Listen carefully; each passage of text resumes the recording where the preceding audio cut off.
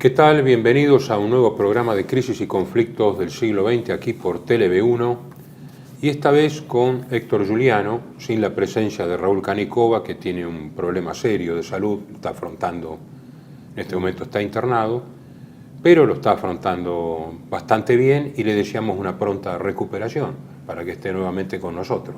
Desde ya, Raúl es panelista y amigo nuestro y este tema lo manejamos siempre entre todos, pero la idea es cubrir, para no interrumpir la continuidad del programa, y hoy la idea era tocar el tema de economía y finanzas de la Segunda Guerra Mundial. En el próximo hablaríamos sobre producción, ciencia y tecnología de la guerra, que son temas muy importantes. No podemos cubrir todos los temas colaterales de la deuda, ¿no? Pero una vez concluida la parte histórico-militar, cabe hacer mención a esta. Así que la idea era que en el programa de hoy nos abocásemos a ese tema, si te parece. Perfecto, sí, además la importancia de lo que es la finanza en la preparación y luego en el sostenimiento de una guerra. Bueno, aunque en el segundo bloque vamos a hablar específicamente de finanzas de la guerra, pero siempre me viene en mente una frase atribuida, una frase de Napoleón, ¿no? Ah, sí, sí. La famosa frase de Napoleón, un estratega, uno de los principales estrategas históricos, ¿no? Que dijo, dice, para ganar la guerra se necesitan tres cosas: dinero, dinero y dinero. Claro, si lo hubiera dicho un economista es una cosa, pero como lo dijo Napoleón, a uno lo deja pensando. ¿Por qué? Porque la guerra se planifica. Las guerras improvisadas, y sobre todo lo que fue la la primera y después la Segunda Guerra Mundial, como casi todos los conflictos importantes, no se desatan por casualidad. Hay un detonante, hay una crisis, generalmente una crisis inducida, ¿no? Como fue la crisis polaca en el 39, como es ahora la crisis de Ucrania y Medio Oriente, que prefigura muy peligrosamente el mismo modus operandi, es decir, las potencias actuando a través de estados que actúan como punta de lanza. Vicarios, digamos, ¿no? Sí. Es decir, la idea aunque no quiero irme del tema, pero yo he trazado una analogía entre que Estados Unidos, a través de la OTAN, utiliza a Ucrania de la misma manera que se utilizó a contra Rusia, de la misma manera que se utilizó a Polonia contra Alemania en la Segunda Guerra Mundial. Es una homología de comportamiento. Siempre que hay un emergente en el continente, el atlantismo trabaja para armar una coalición en contra. Tiene una pauta. Se crea un partido de la guerra, es decir, un partido cuya finalidad es tener una definición militar en la guerra, no política. Caso Israel en Medio Oriente. No rehúsa una solución política, solución militar, las armas. Ahora, yendo entonces al tema que nos convoca. La economía de guerra tiene una característica fundamental: difiere total y esencialmente de una economía de mercado.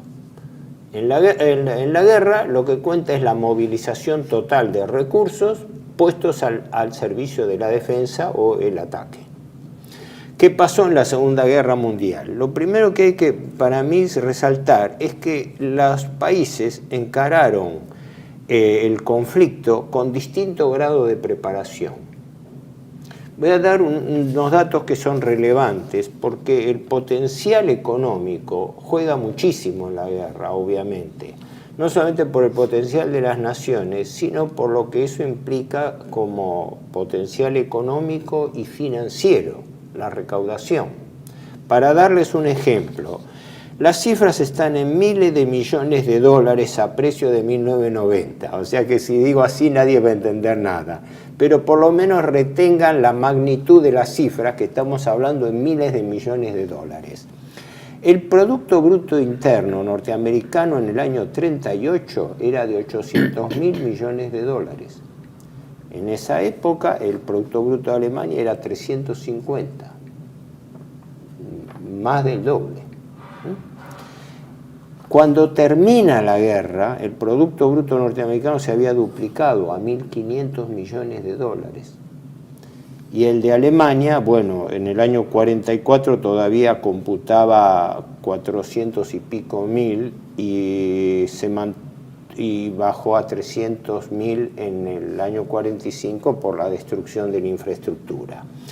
Si hacemos un balance, nos damos cuenta que sumando, haciendo una sumatoria de los productos brutos de los aliados contra el eje, en los números totales, los aliados contaban al comienzo de la guerra unos 1.700, o sea, 1 billón y pico, 1.700.000 millones de dólares de producto bruto. Y el eje 800.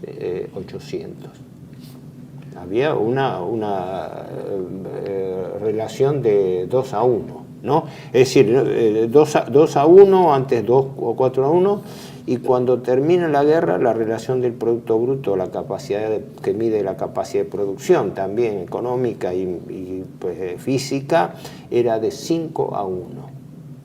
Realmente la potencia del eje no cabe duda de que afrontaron una guerra potencialmente desigual desde el comienzo, ¿no? Claro, los elementos de poder nacional además son el territorio, la población, Sí. los recursos naturales Claro. propios o que puede controlar en su expansión y por supuesto la tecnología, la capacidad de mando y de maniobra, tanto política como militar. Ahora, Sí. el dinero es fundamental, indudablemente. Sí.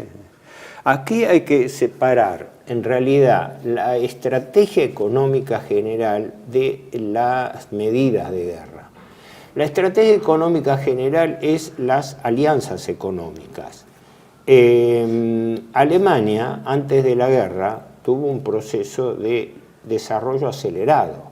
No nos olvidemos que los países salían de una crisis mundial en el año 30. Y salieron en distintas condiciones, pero la mayoría maltrechos. Y cuando asume el gobierno nacionalsocialista en Alemania, al frente de la economía está un banquero de fuertes relaciones como Hjalmar Schacht. Schacht inaugura lo que él denominó nuevo plan. El nuevo plan era un plan en realidad de economía nacional fuertemente enfocado, aunque no tan declarado, a sostener una doble economía cívica y militar, porque Alemania tenía que encarar el rearme. Por eso es que, entre otras variantes, se puso en circulación las poco conocidas letras MEFO, ¿no? O sea, dinero paralelo para financiar las obras públicas y el rearme. Pero Alemania tenía una concepción de integración económica bilateral muy fuerte que propuso Schacht. Schacht fue el artífice del bilateralismo económico, que fue lo que imperó en los países de posguerra. Comprar a quienes nos compran, establecer relaciones bilaterales y pactar con cada país según las condiciones. Ejemplo, el primer convenio de ese tipo fue en el 38-39 entre Alemania y Rumania, donde Rumania era el principal proveedor de trigo, alimento, y de petróleo, ¿no? Entonces, ¿cuál fue la base del convenio? Que fue base del convenio, eso está en el libro de Andreas Dorfalen. Sí, geopolítica. Geopolítica. El mundo del general Haushofer. El mundo del general Haushofer, sí, donde él resalta la importancia de la autarquía económica. La autarquía económica vale para la paz y para la guerra, pero también para la paz. Es decir, el dilema que afrontaba Alemania era directo. El fantasma del bloqueo de la Primera Gran Guerra que produjo la falta de alimentos. Así que el primer objetivo de la economía alemana era lograr la autarquía en materia de alimentos. Entonces, la fórmula que se hizo, en eso colaboraron algunos tipos que eran en realidad geoeconomistas, más que geopolíticos, ¿no? El convenio tipo fue el de Rumania, después se firmó uno también con Hungría y con Yugoslavia, los países balcánicos, ¿no? Porque Alemania aprovechaba a firmar convenios en países donde hubiera minoría alemana también, ¿no? La clave era muy simple. Alemania, país potente en materia científico-tecnológica y financiera, invertía en Rumania, vendiéndole maquinaria agrícola. Y en contrapartida, la mayor producción de trigo que tenía Rumania se comprometía a venderla a Alemania. Claro, no hay que olvidar de la experiencia de la Primera Guerra Mundial, cuando Alemania pasó mucha hambre. Claro. Entonces había, digamos, como estrategia gubernamental tener la autarquía mayor posible en el tema alimenticio, porque además los dirigentes de todas las naciones habían combatido en esa gran guerra donde el alimento había sido un bien escaso. Claro, claro. Por eso, desde el primer día de la guerra en Alemania, eso lo comenta William Shirer, que era corresponsal norteamericano en Alemania, en Berlín, que estuvo, tiene un libro, Mi diario en Berlín. Sí, Mi diario en Berlín. Muy interesante, muy gráfico, porque él, en Estados Unidos era neutral, así que él permaneció hasta el año 41, ¿no? Y él observa que desde el primer día de la guerra se pusieron en circulación en Alemania tarjetas de racionamiento, ¿no? Él todavía ironiza y se las tenían preparadas, sí, las tenían preparadas por el fantasma de que ante cualquier conflicto se le cortaban los suministros. Pese a que, eso se va a ver más adelante, Alemania entra en guerra total más tardíamente que sus rivales y enemigos. Claro, ese fue, lo que vos decís fue estudiado, fue observado, es importante eso. El grado de movilización económica de Alemania fue relativamente tardío para la guerra, a diferencia de lo que se cree. ¿Por qué? Porque Hitler levantó a Alemania en lo que yo llamo fue el primer milagro alemán, que en realidad fue más grande y más importante que el segundo, el de posguerra, porque el de posguerra se hizo para una economía de paz y con el apoyo aliado. Sí, con el paraguas estadounidense frente al comunismo. Del Plan Marshall frente al comunismo. Pero el primero, salir de una crisis económica demoledora, con sus propios recursos, con su propia moneda, y sosteniendo a la vez una economía civil próspera que levantó el nivel de vida de Alemania rápidamente, conjugó un desempleo de 6 millones de desocupados en 2 años, ¿no? Y puso en marcha la economía con el plan. Hay dos cosas. Una es el nuevo plan, que era el de Schach, el de la economía. Pero paralelamente estaba el plan de industrialización que se llamaba Plan Cuadrienal, creo que era de Göring, que estaba a cargo de Göring, porque Göring en realidad era el hombre de la gran industria. La gran industria, la conexión con los grupos Krupp, Thyssen, etc., estaban detrás de Göring. No porque Göring fuese un hombre de empresa ni un potencial, sino que él era considerado en Alemania, según se entendía, como el hombre de la gran industria.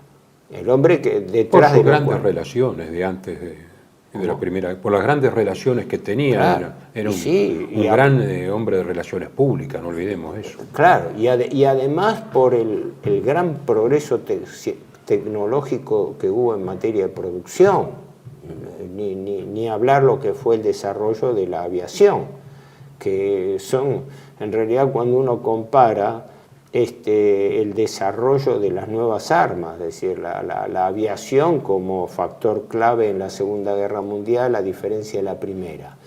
Pero, volviendo, para no irme del tema económico, primero diferenciamos la conversión hacia una economía de guerra.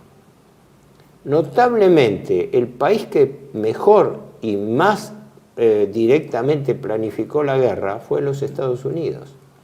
Porque el famoso New Deal de Roosevelt, que arranca simultáneamente con el plan cuadrienal de Alemania en la misma época, porque Roosevelt y Hitler asumen el mismo año, en el 33, ¿no? ¿Cómo es? El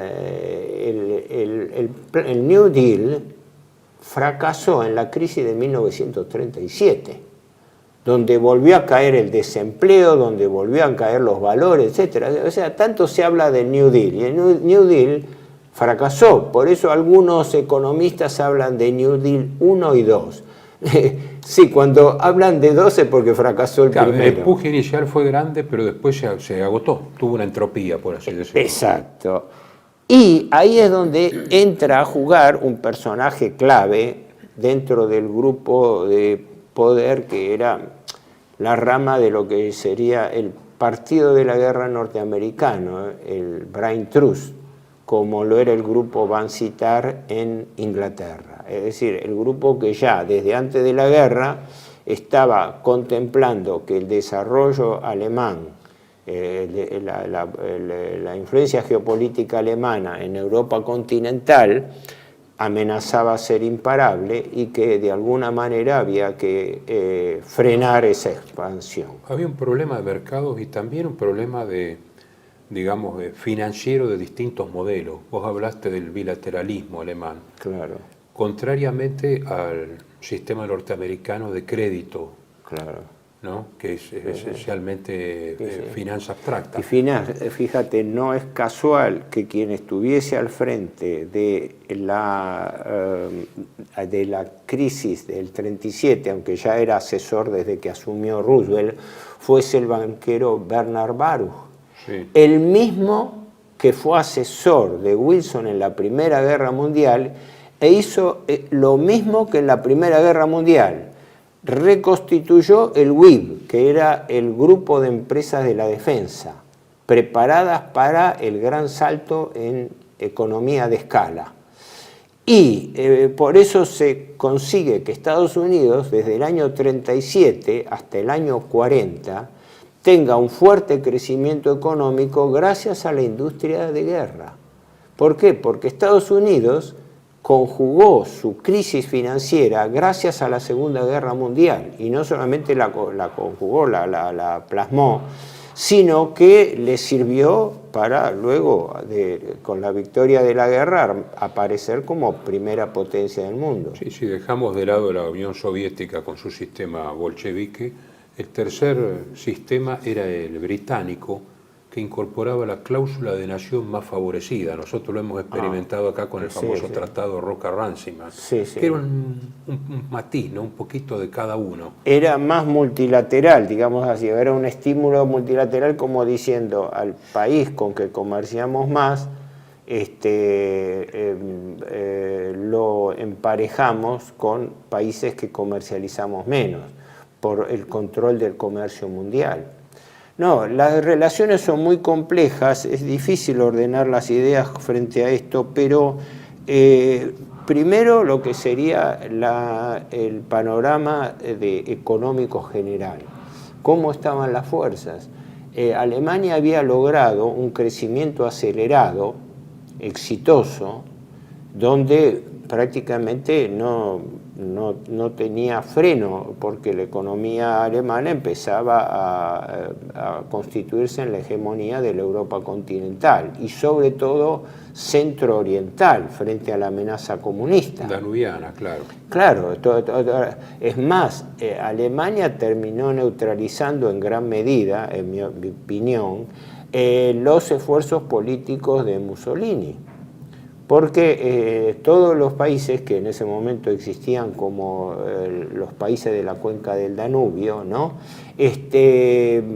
Mussolini jugó un papel importante desde el punto de vista político, diplomático, pero todos los países estaban en relación al comercio con Alemania, que era la gran potencia surgiente y además la gran potencia industrial, mientras que los países eran más bien proveedores de materias primas, ¿no? También el petróleo húngaro y también cereales. En los Balcanes, por ejemplo, los alemanes desarrollaron toda la tecnología de la soja o soya, que llamaban entonces, ¿no? Indistintamente soja, para también dar créditos a Yugoslavia para que Yugoslavia produjese soja que vendía a Alemania. Había una razón histórica en esto evidente. Alemania se presenta como protectora de estas naciones chicas surgidas de la Gran Guerra, porque es de alguna manera una continuación del Imperio Austrohúngaro en el área. Claro. Mientras que Italia era más mediterránea, por así decirlo, aunque tenía una influencia compartida en algunos aspectos.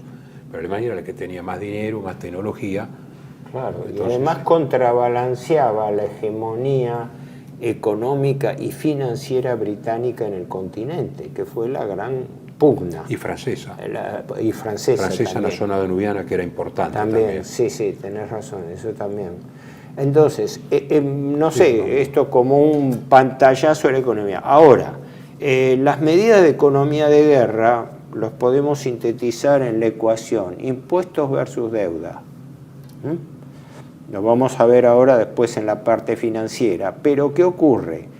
Los países, sobre todo Alemania, que se estaba desarrollando, tenían una restricción muy grande, lo aceptan todo el mundo, el temor, el pánico a la inflación. De tal manera que la emisión monetaria alemana se restringió muchísimo. Por eso se utilizaba moneda paralela, tipo letras MEFO, etcétera, para que no hubiese demasiado circulante y presión inflacionaria que se pudiese dar con eso. Ahora, eso significaba que Alemania tenía que sostener todo su esfuerzo de rearme y de desarrollo con estos elementos: impuestos sin aumentar la presión tributaria y circulante sin disparar la inflación, ¿no? Y no deuda pública. La deuda pública se empezó a tomar después de entrada a la guerra. Pero, cosa importante, la economía alemana, aunque no parezca lo contrario, no estaba preparada tanto operativamente para la economía de guerra. No porque no la tuviera, sino porque no la había desarrollado, porque eso era mermar el nivel de vida de la población civil. De ahí que entran tarde en la guerra total, con el famoso discurso de Goebbels. Es claro. Yo había leído en algún lugar que todavía en el 42 se hacían de aluminio escaleras para podar las vides del Rin para el vino blanco. Ajá. O sea, había una defensa de la condición burguesa. Esto no significa ser peyorativo, sino de burgo, ¿no? De cierto estándar de vida. Por ejemplo, la movilización de las mujeres es tardía, porque era las 3K, de Kirche, de Küche und die Kinder. La iglesia, la cocina y los chicos. La movilización después fue tremenda porque fue la presión de la guerra, mientras que la famosa la remalladora norteamericana, Rita, la remalladora norteamericana, con las mujeres inglesas, fueron movilizadas desde el principio. No hablemos de la Unión Soviética, que había estado en movilización total todo el tiempo desde que asumió Lenin. La movilización de la mujer soviética fue la más importante. Anterior. Simplemente esto para hablar. Las medidas clásicas de guerra fueron, primero, el racionamiento. En Alemania y en los países continentales eso se hizo sentir desde el primer momento, pero en forma regulada. Y en Inglaterra por el bloqueo, cordón umbilical, ¿no? Por el bloqueo económico. Después, el sostén del nivel de vida, pasando a un mecanismo más austero por vía de la propaganda y todo, porque había un peligro de guerra nacional. Pero no nos olvidemos que la guerra no comenzó en serio hasta el año 40, ¿no? Después de la campaña de Polonia, que hubo esa drôle de guerra, esa guerra inoperante, y que después se incorpora un factor clave, el botín de guerra, porque cuando Alemania triunfa en el oeste, con la caída de Francia, Bélgica y Holanda, las economías de estos países, si bien no esclavizadas, pero se transforman en tributarias de Alemania, claro, con una particularidad notable, que aumentaron su nivel de producción y el nivel de vida. Por eso el famoso clima de bienestar que había, por ejemplo, en la Francia de Vichy. Claro, porque Francia se transformó en proveedora de Alemania y si bien le fijaban los precios, contribuían. En síntesis, que el panorama, empezada la guerra, no era, era desigual, pero no era tan desfavorable para Alemania. Y que las cosas se pusieron mal a partir del año 42 y entrado el 43 por la situación militar. claro. Bueno, vamos a ver eso en el próximo bloque. Sí. TeleV1 se complace en anunciar que estará transmitiendo en su canal TeleV1 Clips valiosos programas emitidos antes de la censura sufrida. El lienzo prohibido, El revés del derecho, Combates por nuestra historia, Disenso, Historias de Malvinas, entre otros que podrán encontrar en este enlace.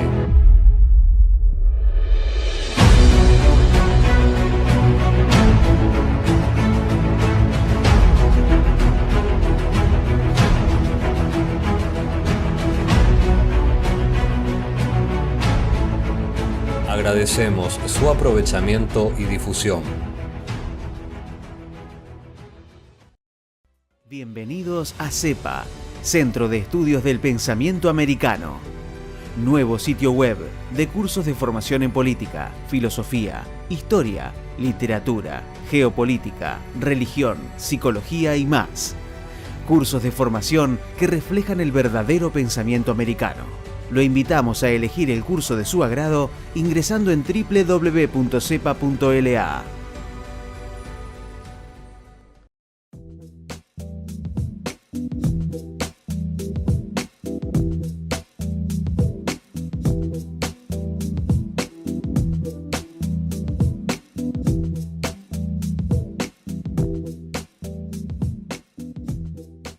Decir siempre la verdad primero tiene un precio. Dependemos de tu ayuda. TeleV1, toda la verdad primero.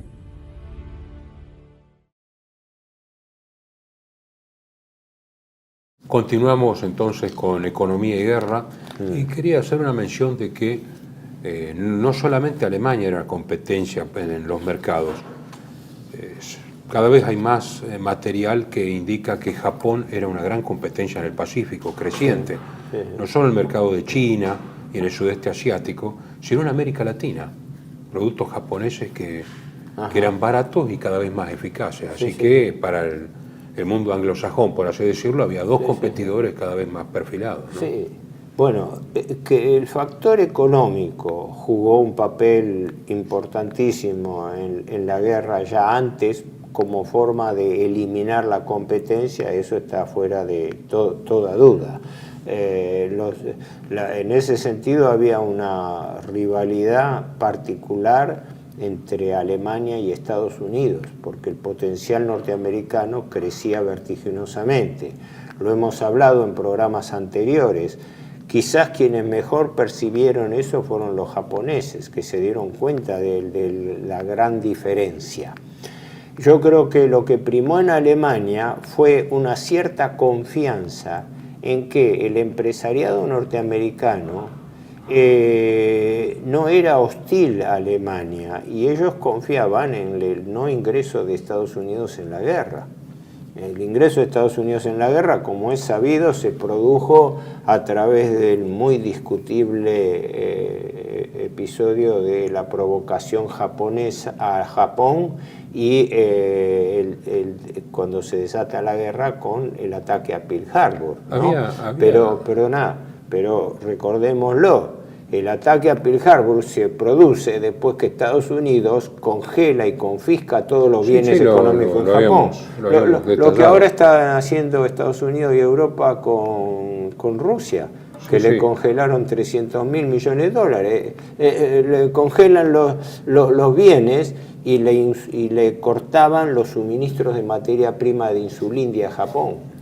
Y Rusia está con una economía de guerra creciendo al 3,6 anual. O sea, se repiten, ¿no? las situaciones. En realidad hay que reconocer una cosa. Stalin estuvo desde un principio fuertemente preocupado por la industria de guerra rusa. Y si bien iba lento y bastante inoperante en materia de conducción, durante la década del 30 la Unión Soviética encaró un proceso de industrialización bastante importante y ya entonces se empezó con el programa de traslado de empresas hacia la zona de los Urales, como teniendo una reserva industrial de resguardo. Estamos hablando de época anterior a la guerra, cuando en ese momento no se pensaba en una guerra con Alemania. La vulnerabilidad está en las zonas más cercanas a las fronteras. Todos desconfiaban y recelaban de todo en ese momento. Pues todos esperaban un segundo round porque la situación, las facturas impagas de la Primera Guerra eran más que evidentes. Sí. No, lo que estaba claro es esto, el desbalance Cuando después de la caída de Francia, Inglaterra no acuerda una paz con Alemania, quiere decir que la continuación del conflicto era solamente esperando la intervención de otras grandes potencias. La intervención norteamericana en favor de Inglaterra era abierta y desembosada. Le cedió 50 destructores, préstamo y arriendo, firmó convenios, instrucciones. Y dinero. Estados Unidos, los créditos. Préstamos desde ya, ocupación de un radio de la mitad del Atlántico, invasión de Islandia, etc. No había ninguna duda de que el gobierno Roosevelt, gobierno demócrata, porque las grandes guerras mundiales siempre las iniciaron gobiernos demócratas. Y siempre con la misma bandera, ¿no? La defensa de la democracia. Democracia, sí, y lo que no dicen, el destino manifiesto. El ¿no? destino manifiesto. Es decir, la idea de que Estados Unidos es la nación elegida que tiene que gobernar el mundo a través de su potencial económico y de su ideología democrática. Eso es la historia del destino manifiesto. Ya que mencionabas a Napoleón en el bloque anterior, ahora habría que mencionar a Paul Kennedy, cuando en auge y caída de las grandes potencias dicen guerras de coalición, no gana ni el más preparado ni el que tiene mejor armamento, sino el que tiene el bolsillo más lleno. Sí. Y eso se probó con Napoleón y se probó en la Primera Guerra. Sí. Y se probó una vez más en la Segunda Guerra y en cualquier guerra. Sí, porque Estados Unidos habilita la famosa ley de préstamo y arriendo en 1940, donde empieza a proveer abiertamente, a Francia, que se cortó enseguida por la derrota, pero a Inglaterra. Con lo cual, por eso la figura importante de Bernard Baruch, porque Bernard Baruch, el hombre que volvió a organizar, aunque no era el único, ¿no? Él tenía llegada bastante vía el secretario de Estado Birnes, ¿no? Tenía llegada al área industrial para integrarla, pero fundamentalmente era un banquero de Wall Street. ¿Quién financió la guerra? ¿No? A ver, un dato bastante significativo. Fíjate vos, en el año 1940, la deuda pública de los Estados Unidos era de 43.000 millones de dólares. Para tener idea, en 1930 era de 16.000 millones, con la crisis. Sí, 3 veces más.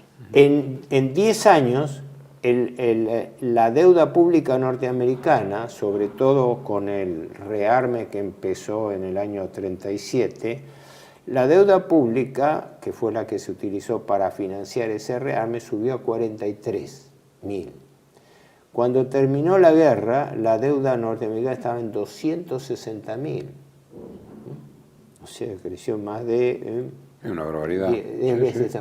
Esto demuestra cómo la finanza de guerra, la alta finanza, Ahí hubo una cuestión que es un clásico en todas las guerras. ¿Cómo se financian las guerras? ¿Con impuestos o con deuda? Tratando de controlar la emisión monetaria, porque la emisión monetaria es un peligro, es decir, tiene que ser una emisión monetaria controlada, porque si no, ante los gastos de guerra, la economía de guerra tiene algunas características tremendas, entre ellas el crecimiento exponencial del gasto público militar, punto. No hay forma, hay que sacar plata de algún lado o nada. La guerra es un cheque en blanco, no hay límite para el gasto. Claro, no hay límite. Los países, en Estados Unidos, Gran Bretaña, Estados Unidos menos de la mitad del gasto de guerra lo sostuvieron con impuestos.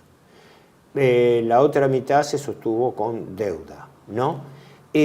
Alemania empezó con los recursos del presupuesto, pero a partir del año 42 empezó a apelar a la deuda.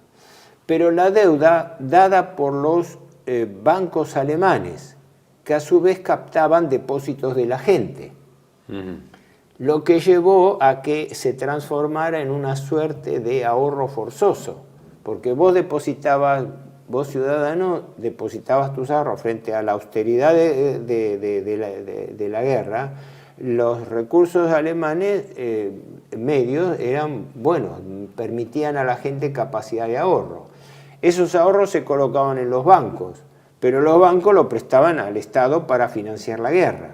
Claro. Por eso pasó que cuando terminó la guerra, no digo que los alemanes eran ricos, pero los alemanes medios se encontraron con que tenían un nivel de ahorro forzoso alto, que después se los van licuando con la reforma monetaria del 48.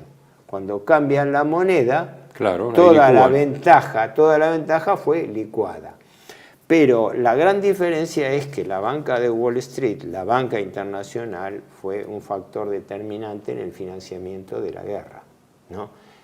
Por eso tenían frente a las dos áreas claves la organización de la gran industria de guerra, el WIB, era la sigla de lo que después el propio Eisenhower, siendo presidente, lo dijo en forma denostándolo, el complejo militar industrial, que es la base de la economía norteamericana, porque la gente ignora eso.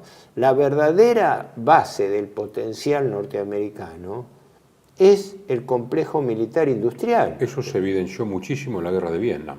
Y en la guerra de Vietnam también. Y en la Bertrand Russell tiene hojas y hojas y hojas. Una crítica política que normalmente los socialistas y comunistas hacían a los países occidentales y que objetivamente es cierta, es el hecho del financiamiento de las guerras como forma de negocio, como está ocurriendo ahora, que los gastos militares están subiendo con los conflictos, ¿no? Y eso hace fundamentalmente al financiamiento de la guerra, porque se necesitaban niveles de financiamiento no solamente para el esfuerzo de guerra, sino para el préstamo a los países aliados, porque esta ley de préstamo de arriendo no era gratuita. Entonces, creo que terminaron de pagarla a los ingleses en la década del 60. Inglaterra y la misma Unión Soviética, por eso tanta controversia acerca de la ayuda o el nivel de ayuda que había. La divergencia entre impuestos y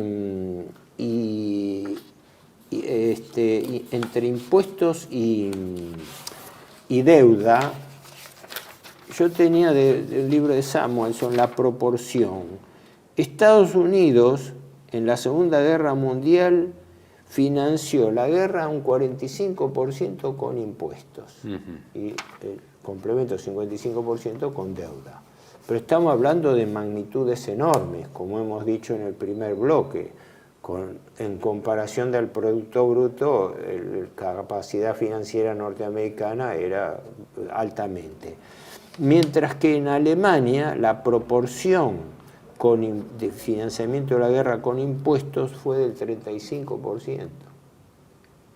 En cambio, países como Inglaterra, Canadá, más del 50% del esfuerzo de guerra era con impuestos. En Italia también los impuestos habían aumentado enormemente, lo sé por cuestiones familiares. Porque era, ¿no? la opción impuestos. Ahora, en Estados Unidos el que planificó eso fue la otra pata del desarrollo, el secretario del Tesoro Morgenthau, el que después desarrolla lo que hemos hablado, el plan Morgenthau, que él fue uno de los primeros que emitió primero el bono que se llamaba bono de defensa, pero después cuando Estados Unidos interviene se llama bono de guerra, ¿no? Por el cual se instaba a la gente a invertir en bonos del Estado.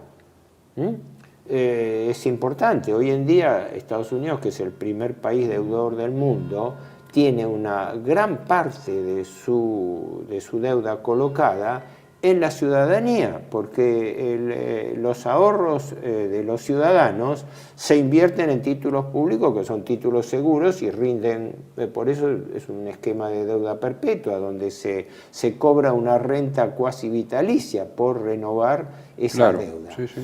Y se hizo una propaganda muy importante y en eso tuvo mucho que ver todo el aparato de Hollywood y todo el aparato de propaganda, porque los principales artistas, cantantes y todo eran los principales reclutadores, digamos así, de bonistas. Se hacían festivales para inducir a que la gente invierta en bonos de guerra. Los famosos bonos de guerra que son de colección, digamos, ¿no? Hasta el día de hoy. Claro. Con figuras y de artistas, exacto, sí. Hubo imágenes patrióticas. Todos los países apelan al patriotismo, pero en el caso de Estados Unidos fue toda una innovación. Se dice que Hollywood fue una pieza clave en todo eso, por sus artistas, por su mecanismo, por la propaganda de cine. En América Latina tenía mucho efecto también todo eso. También. Y la compra a muy bajo precio de recursos naturales de las naciones, vía panamericanismo. Bueno, eso sí. Alemania y Japón eran potencias necesariamente que tomaban sus recursos de los territorios ocupados. Claro. Porque si el elemento de poder nacional es también el territorio y los recursos naturales, la Unión Soviética y el Imperio Británico y Estados Unidos eran inmensos al lado de Japón y de Alemania, que tenían que tomarlo de los Y fíjate, en nuestro propio ocupados. caso, la Argentina fue el principal proveedor de carne de Inglaterra y lo hemos hablado. Gracias a la neutralidad que los norteamericanos imprudentemente querían que la Argentina entre en guerra, mientras que los británicos no, porque gracias a la neutralidad argentina, los barcos argentinos, los primeros barcos de la flota mercante que se crea en el 40 con la incautación de mercantes italianos, cargueros italianos que habían quedado en el puerto, eso es conocido. Cuando empieza la guerra, no sé si eran 4 o 5, no sé la cantidad de barcos que eran, cargueros italianos quedan en el puerto de Buenos Aires porque no se atrevían a salir porque iban a ser capturados por los ingleses. Entonces el gobierno, que creo que fue el gobierno Castillo, es el que no los incauta, sino le propone una compra muy conveniente para el Estado argentino, que después va a ser la fuente de la flota mercante del Estado, ¿no? Y entonces, con esos barcos, más otros que se incorporaron, más estos, no solamente se creó una industria mercante, de marina mercante, sino que gracias a eso la Argentina fue el principal abastecedor de carne para el ejército aliado. No, y además barcos ingleses, norteamericanos, aliados que venían al puerto y costeando América, digamos, por aguas territoriales, llegaban hasta formar los grandes convoyes que salían de Canadá y de Estados Unidos. También, claro, que salían de puertos americanos. Ahora, dentro de esta alternancia, bonos versus impuestos, hay que mencionar una nota importante. Apenas empezó la Segunda Guerra, en el 40, John Maynard Keynes escribió un opúsculo, en realidad, que se llamaba Cómo pagar la guerra. Y en esa él proponía, que en parte fue adaptado por los norteamericanos también, proponía un bono de guerra consistente en comprometer un plazo abierto a la finalización de la guerra, como si fuese un bono que llaman bullet, de que bullet se llama cuando se paga el capital al vencimiento, no se va devolviendo en cuotas, sino se paga todo al final. Entonces, sujeto al resultado de la guerra. Una variante que Morgenthau adapta también, porque todos giraban sobre la misma idea, ¿no? El bono de guerra que rendía en ese momento, rendía en una tasa baja de interés, pero tenían la seguridad, garantía del Estado de retribución. En Alemania no se usaron tanto los bonos de guerra, prácticamente no se usaron en Alemania. ¿Por qué? Porque Alemania, como dije, se financiaba con los bancos alemanes. Pero a su vez los bancos alemanes se nutrían del depósito de la gente, por lo cual se había creado, como decía, un esquema de ahorro forzoso.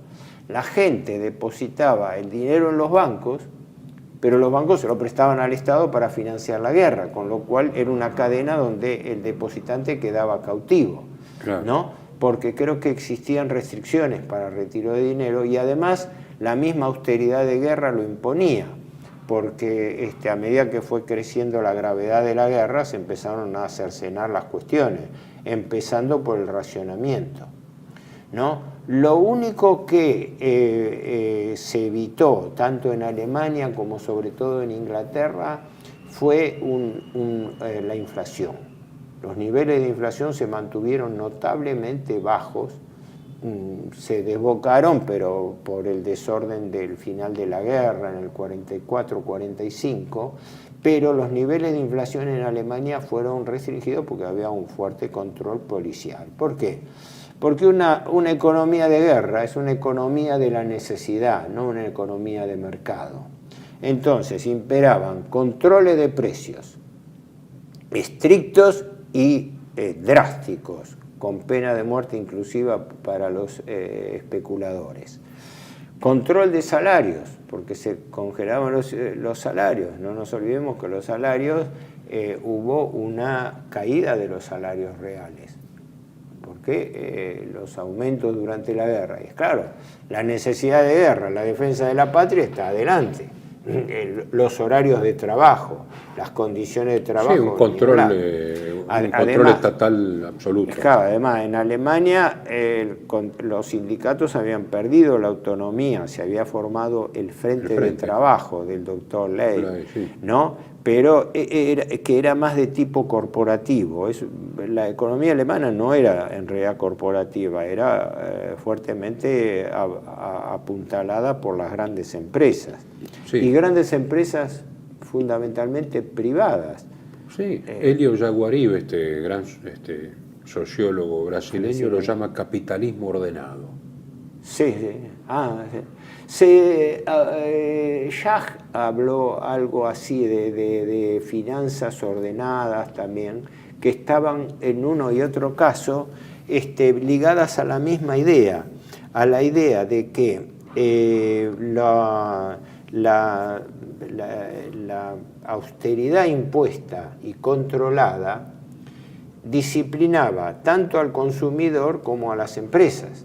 Y además la conversión de la industria civil a la conversión militar, que como vos decías, en Alemania se dio más tardíamente. La conversión masiva de la industria civil a la militar en Alemania se dio después, claro, en el 43, con Stalingrado. 43, sí. Y se dice que incluso eso fue una polémica motivo interna, Hitler, Goebbels, cómo manejar eso ante la población, porque el sustento de la popularidad de Hitler se había basado en una expansión económica muy fuerte.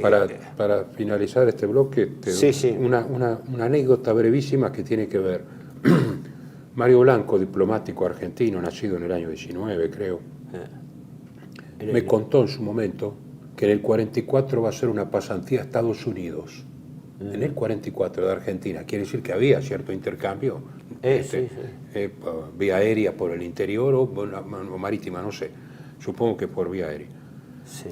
Y cuando llega, entonces, bueno, lo alojan, etcétera, etcétera. Estaba estudiando Derecho, creo. Y compra un tubo de dentífrico, lo usa y lo tira. Cuando va a comprar el tubo de dentífrico, el farmacéutico le dice, ¿y me trajo el anterior? No, pero no, dice, pero, bueno, se lo perdono esta vez porque es extranjero.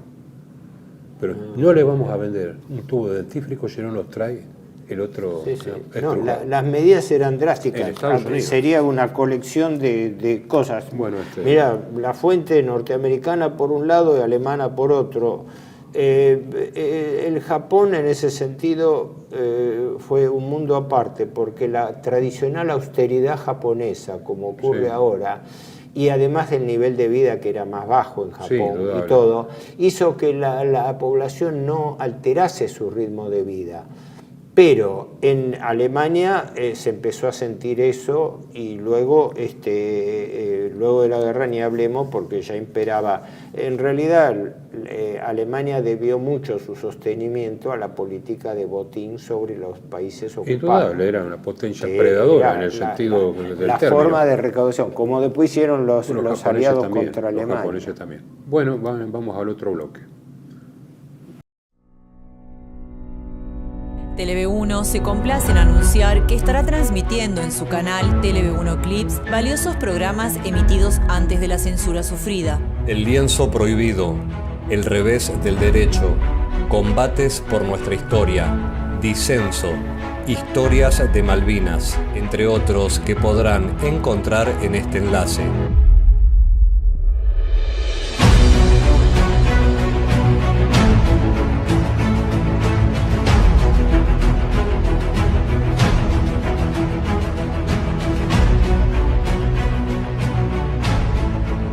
Agradecemos su aprovechamiento y difusión.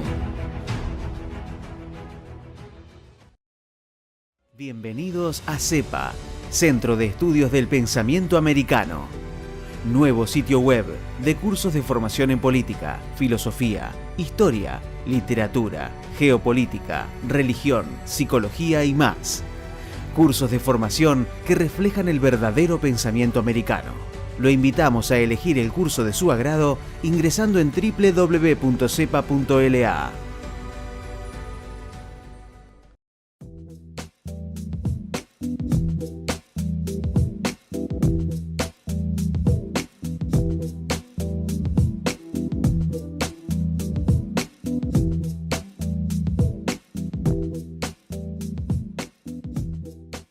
Decir siempre la verdad primero tiene un precio.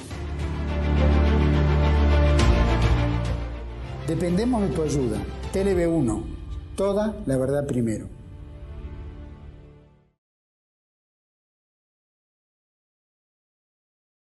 Bueno, y ahora, ¿qué ocurrió entonces con toda esta economía de guerra y el desenlace del 45? ¿Cómo se acomodó? Es claro, hubo un cambio muy importante después del año 42, es decir, 43-44, donde, como decíamos, ya Alemania, en una situación cada vez más grave, tuvo que empezar ya a un sacrificio acelerado de la producción civil para dedicarlo a la producción de guerra.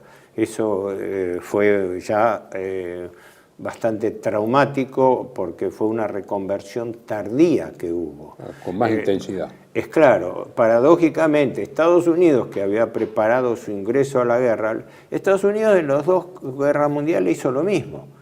Primero dejó que la guerra se empiece en Europa, mientras ellos organizaban su ingreso a la guerra con el WIP, con el Baruch, etcétera, con la organización, el aparato industrial y financiero. Y después, sobre todo cuando hubo un primer desgaste inicial, ellos entran con fuerzas nuevas, ¿no? Ahora, lo importante es esto: los Estados Unidos, como cualquier país, y los Estados Unidos particularmente con su fuerte mentalidad económico-financiera, hicieron una gran inversión en la guerra. Si hubo un país que realmente apostó a un plan de dominio del mundo, fue Estados Unidos. No fue ni Alemania, que Alemania quería consolidar su poder como potencia europea, ¿no? Hitler... ni le daba el cuero tampoco para pensar en términos mundiales. Eso es el error que siempre hablan de Napoleón y de Hitler. Claro, sí. No podían ser más que potencias hegemónicas europeas, claro, y consolidar, unificar Europa. Fíjate que eso vos lo sabrás mejor que yo. Autores contemporáneos, y en su mayoría británicos como Beevor, hoy en día reivindican que no hay, aparte no hay documentación alguna siquiera que identifique una idea de dominio del mundo por parte de Alemania. Y Max Hastings también, los autores ingleses. Sí.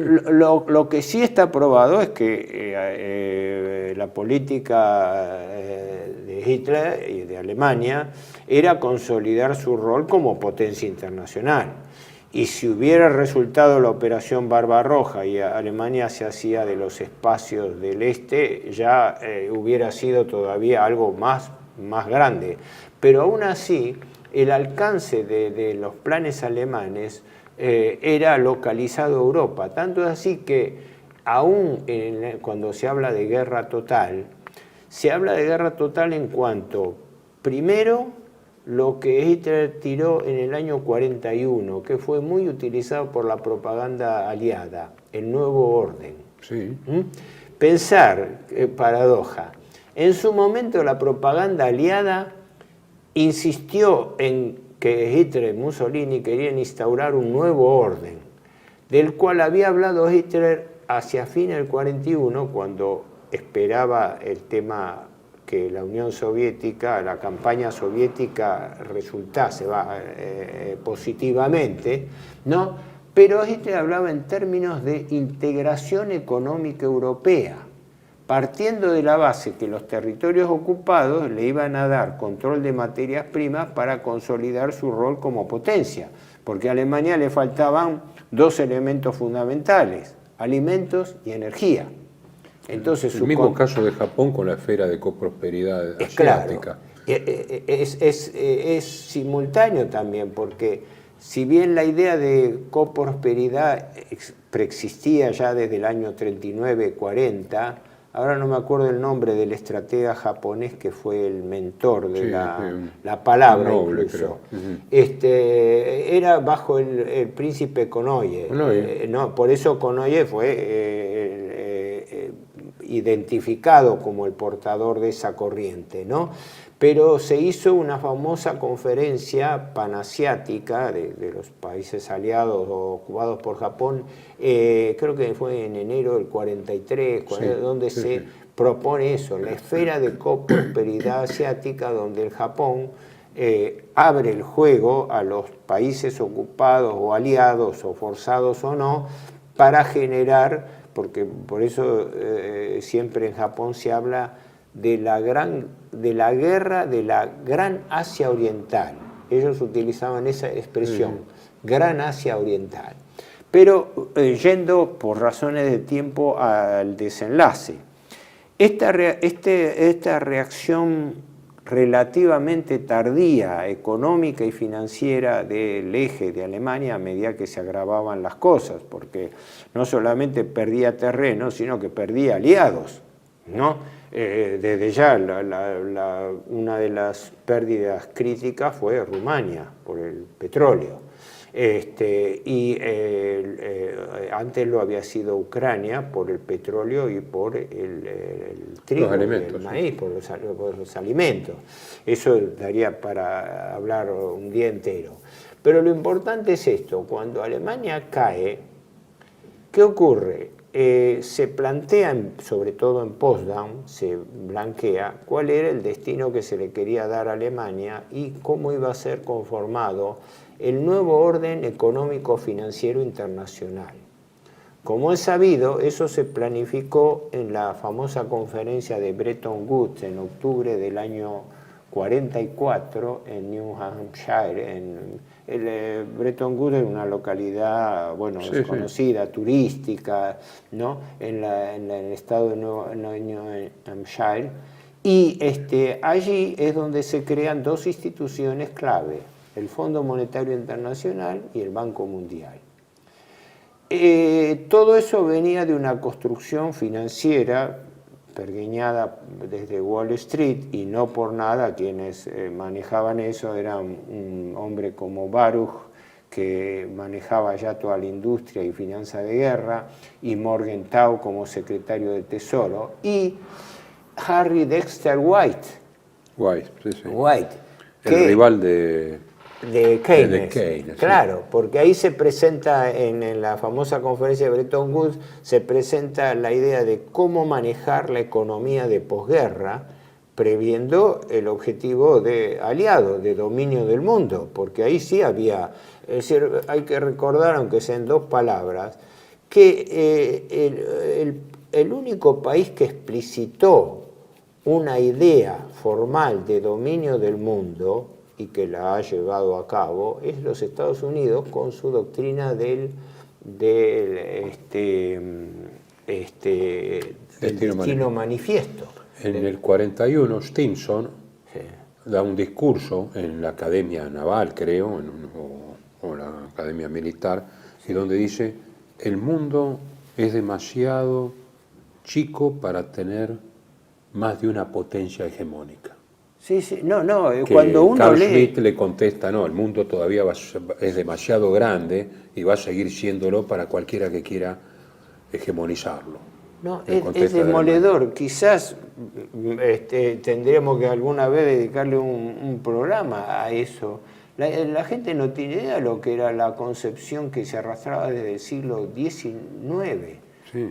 Incluso anterior a la Guerra de Secesión, porque la Guerra de Secesión tuvo que ver con esta idea del destino manifiesto, de que los Estados Unidos, hubo un famoso periodista, investigador, O'Sullivan, que fue el mentor intelectual en el siglo XIX, pero después fue seguido por una serie de, no solamente autores, sino presidentes, porque desde Theodore Roosevelt con la política del garrote, hasta su primo, el otro era republicano, su primo demócrata, Franklin Delano Roosevelt, con su política del buen vecino, los dos, uno a las malas, otro a las buenas, perseguían lo mismo. El destino manifiesto de los Estados Unidos, como se formulaba así: como potencia elegida de Dios para regir los destinos del mundo, trasladando la democracia como ideología y el comercio y la mentalidad norteamericana, el famoso sueño americano, trasladarlo al mundo, porque los Estados Unidos eran una nación destinada a regir los destinos del mundo. Eso, hay una cierta herencia también del mesianismo británico del imperio, sí. El gusto del imperio, Rudyard Kipling, ¿no? Sí. El imperio elegido por Dios, el imperio británico, en sentido protestante, ¿no? Y que es trasladado a Estados Unidos, que tiene más capacidad como para hacerlo. Los geopolíticos en Alemania, de la escuela de Haushofer, observaban que los que eran partidarios de la alianza con Gran Bretaña, porque en realidad la idea de Hitler, manifestada básicamente con la misión Hess de 1941, era la propuesta de una alianza entre una superpotencia continental, Alemania, y la superpotencia naval británica. Por eso se pedía una asociación que hubiera salvado la hegemonía europea, porque digo siempre, la Segunda Guerra Mundial marca la deseuropeización del mundo. Europa deja de tener un rol, y la conferencia de Bretton Woods, como después la constitución política de la ONU, de la Organización de Naciones Unidas, estuvieron dirigidas a eso. ¿Por qué? Porque el Fondo Monetario Internacional iba a controlar las finanzas del mundo, porque Harry Dexter White se enfrenta con Keynes, británico, por eso. Keynes proponía en ese momento la creación de una moneda internacional, el Bancor, que tenía reminiscencias de la idea del IVA, que no era el IVA del impuesto, sino International Valuta no sé cuánto, que había propuesto Silvio Gesell a principios de siglo, el economista socialista nacional alemán. Bueno, es todo un desarrollo. Pero los estadounidenses le dicen directamente. Claro, mientras que nosotros mandamos. El dólar, es decir. Sí, pero dicen nosotros mandamos, nosotros ganamos la guerra, no ustedes. Así, directamente le dicen. Sí, fue violento. El problema de ellos, no sé si era porque era un cándido, porque estaba gagá, pero al final de su tiempo, Roosevelt creía que Stalin iba a entrar en toda esta componenda.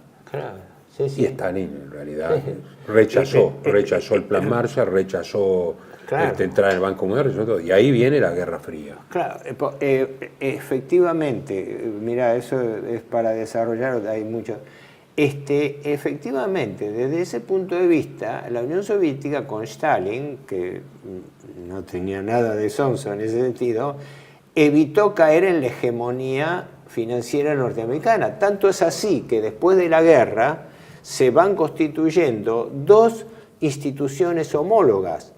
El CAME o Comecon, que cumplía funciones parecidas al Fondo Monetario y Banco Mundial, en realidad no era lo mismo porque controlaba la parte materias primas, comercio, y el BII, Banco de Inversión Internacional, que era una réplica del Banco Mundial para aplicarlo ellos a los países de la Europa ocupada. ¿Por qué? Porque hubo un factor que tuvo mucho que ver con la doctrina de destrucción y bombardeo estratégico del famoso Arthur Harris y también del secretario del Tesoro Morgenthau, de la destrucción masiva que, como es sabido, se llevó a cabo más allá y fuera de las necesidades militares, sobre todo tipo de objetivos civiles. ¿Por qué? Porque después de la guerra iba a venir el negocio de la reconstrucción, lo que tenía que manejarse a través del Banco Mundial. Lo que pasó en Irak. Y justamente Stalin no hace lo que se hizo Gorbachev y Yeltsin, que es abrirle la puerta. Es claro. Por eso cuando Putin reestructura la Casa Rusia, como él dice, ahora es tan odiado. Es claro, sí. Porque Putin es el Stalin. Putin revierte esa apertura desfavorable. En donde Soros sería Baruch. Sí. O sea que las invariantes históricas continúan. No, la finanza tiene una constante, ¿no? Y el dinero está atrás de ellos.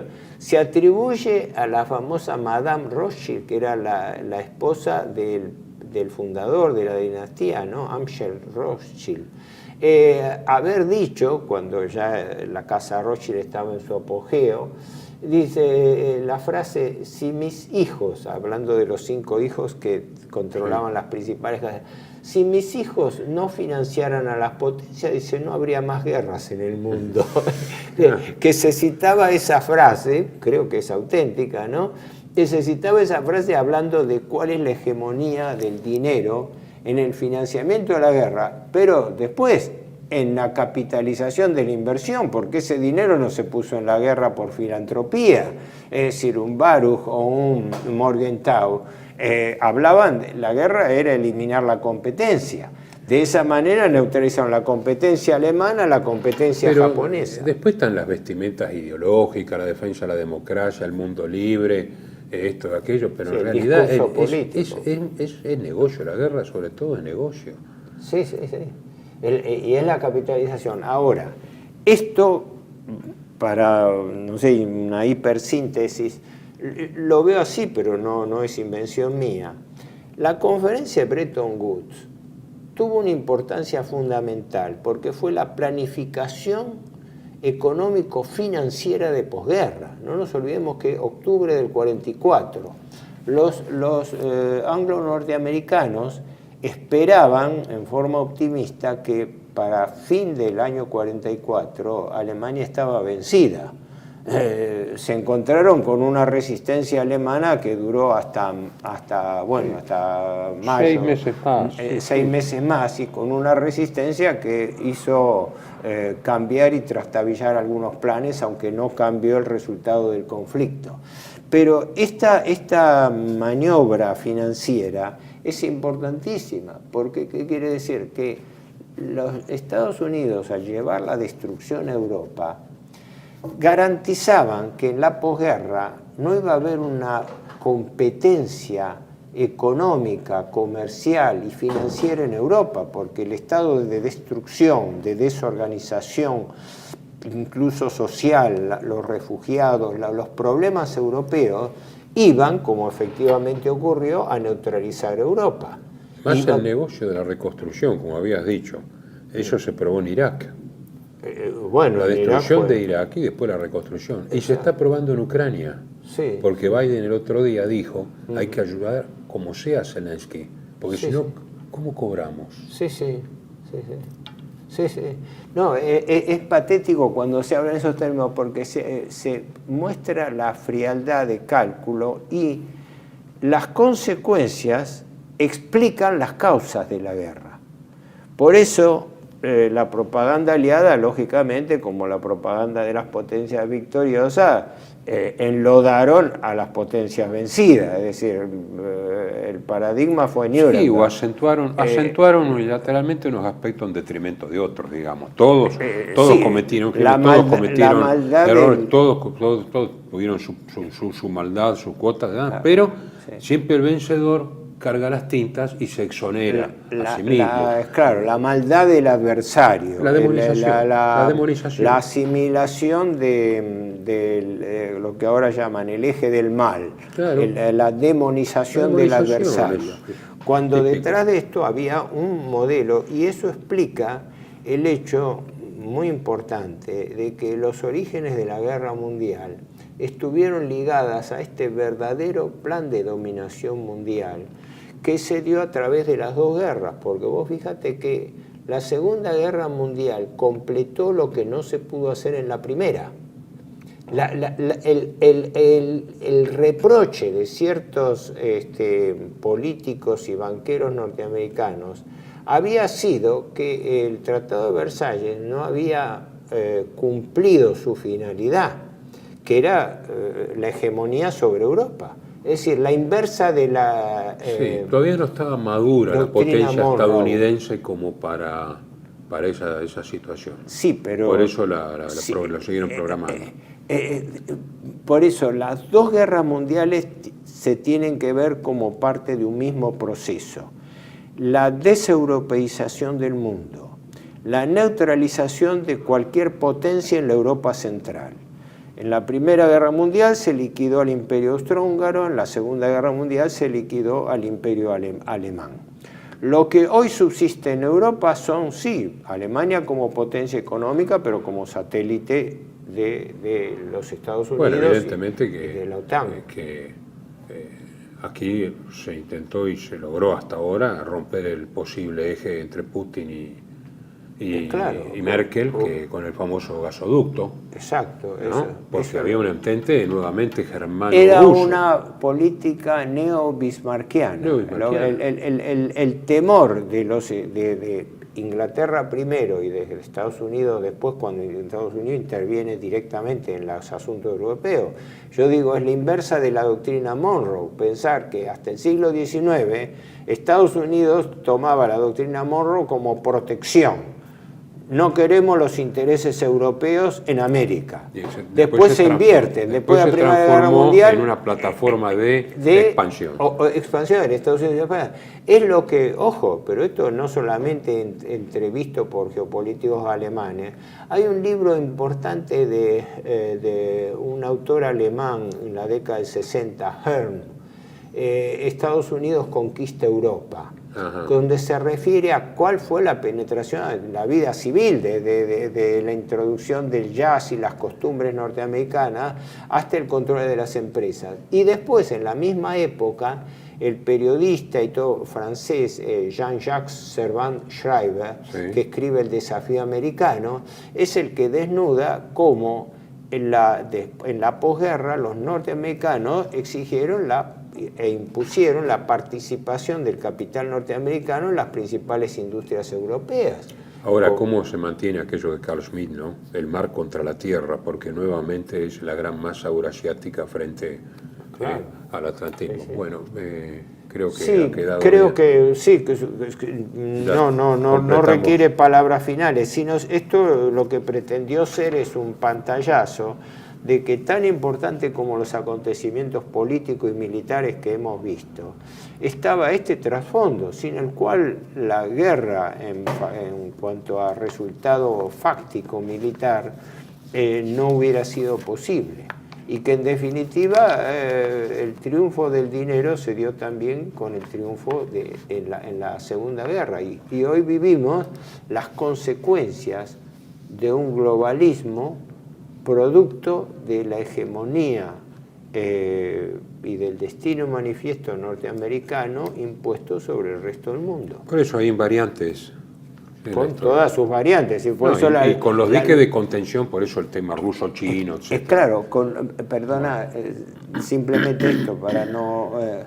que en este momento lo que está en juego es que el imperio norteamericano frente al multilateralismo.